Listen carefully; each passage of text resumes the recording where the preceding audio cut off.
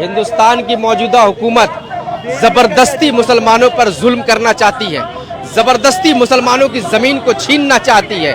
हिंदुस्तान की मौजूदा हुकूमत सिर्फ और सिर्फ मुसलमानों को परेशान करने के लिए ये कानून लाया जा रहा है। आपको मालूम होगा कि कल पार्लियामेंट में कितना देर बहस हुआ। हमारी पार्टी ने अपना पक्ष रखा, हमारी पार्टी ने यह पक्ष रख के ये बताया कि जब आपका राम मंदिर का ट्रस्ट बना है तो वहां एक भी मुसलमान को ट्रस्ट में नहीं लिया गया, क्योंकि वो उनके अपने निजी धर्म का मामला है।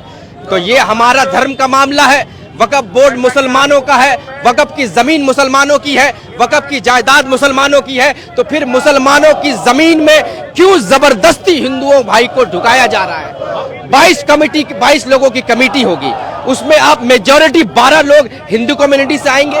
हमारे सांसद ने कहा कि जब राम मंदिर का ट्रस्ट बना है तो आप वहां पर क्यों नहीं मुसलमानों को ऐड करते हैं। जब साईं बाबा के दरबार में जब उनका ट्रस्ट बना है तो वहां क्यों नहीं आप उनके देवोटीज को मुसलमानों को ऐड करते हैं। सिर्फ ये दोहरा चरित्र मुसलमानों के साथ ही किया जा रहा है। ये सही भाजपा की, लेकिन देखा गया कि मीडिया भी कल एक टैगलाइन चला रही थी कि वक्फ बोर्ड से भारत को आजादी मिली। इसको किस तरह से देखते हैं? मीडिया तो देखिए नरेंद्र मोदी और अमित शाह के तलवा चाटने वाली ये चाटुकारिता मीडिया आज हिंदुस्तान में कर रही है। हिंदुस्तान में जो आज आग लग रहा है हिंदू मुसलमान के बीच में, इसका सबसे बड़ा श्रेय अगर किसी को जाता है तो हिंदुस्तान की मीडिया को जाता है। मीडिया अपना हक अदा करना भूल गई है। मीडिया जिस तरीके से 2013 से पहले जो रोल अदा करती थी, आज वो चाटुकारिता करती है, पत्रकारिता नहीं करती। और हिंदुस्तान के लोग, हिंदुस्तान के मुसलमान कभी भी नीतीश कुमार और चंद्रबाबू नायडू को कभी माफ नहीं करने वाले।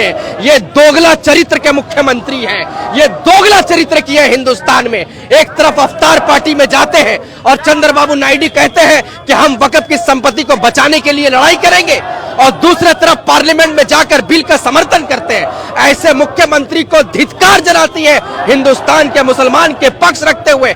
मैं अपनी बात आपके बीच रखता हूं कि हिंदुस्तान को जो सबसे बड़ा आज नुकसान पहुंचा है, ये चंद्रबाबू नायडू दलाल और नीतीश कुमार दलाल जैसे मुख्यमंत्री की वजह से पहुंचा है। चुनाव में क्या इन दोनों को मुसलमान जवाब देंगे? पूरे हिंदुस्तान के लोगों से मैं हाथ जोड़कर ये अपील करता हूं कि ऐसे दोगला नेता के पीछे में राजनीति मत कीजिए।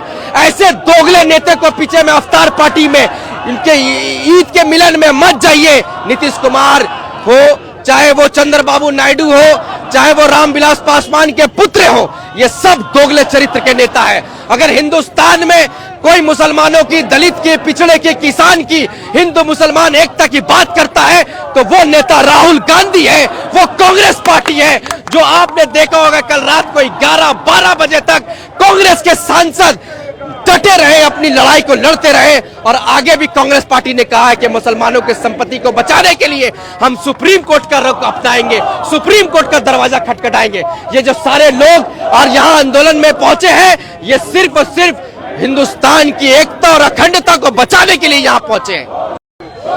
तस्वीरों में आप देख सकते हैं कि इस वक्त हम कोलकाता के मौला अली के पास मौजूद हैं, और जैसा कि कल लोकसभा में 12-14 घंटा के डिबेट के बाद वक्फ बिल को पास कर दिया गया, जिसकी वजह से अपोजिशन पार्टियां आज कोलकाता के मौला अली के पास कांग्रेस पार्टी द्वारा मेगा रैली निकाली गई है वक्फ बिल रिजेक्ट करने के लिए और वक्फ बिल को वापस लेने के लिए कहीं ना कहीं ये रैली की जा रही है। बता दें आपको कि कल जिस तरह से लोकसभा में लगभग 12-14 घंटा के डिस्कशन के बाद बिल को पास कर दिया गया, 288 मेंबरों ने समर्थन में, यानी बिल के पास होने के समर्थन में वोट किया था, और 232 मेंबरों ने राज्यसभा, लोकसभा के जो मेंबर थे उन्होंने बिल को रिजेक्ट करने के लिए वोट दिया था, लेकिन बहुमत 288 वाले को मिली और इसके साथ बिल जो है लोकसभा में पास हो गया।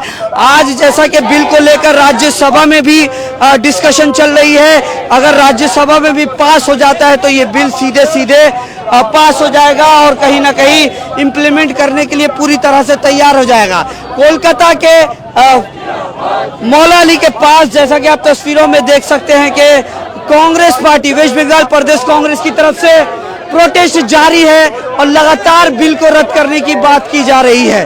बता दें आपको कि जिस तरह से अब बिल को लेकर पिछले कई महीनों से रास्तों पर प्रोटेस्ट देखे गए, पिछले कई महीनों से मुस्लिम संगठनों द्वारा कहीं ना कहीं प्रोटेस्ट हर जगह देखे गए। कई मुस्लिम संगठनों ने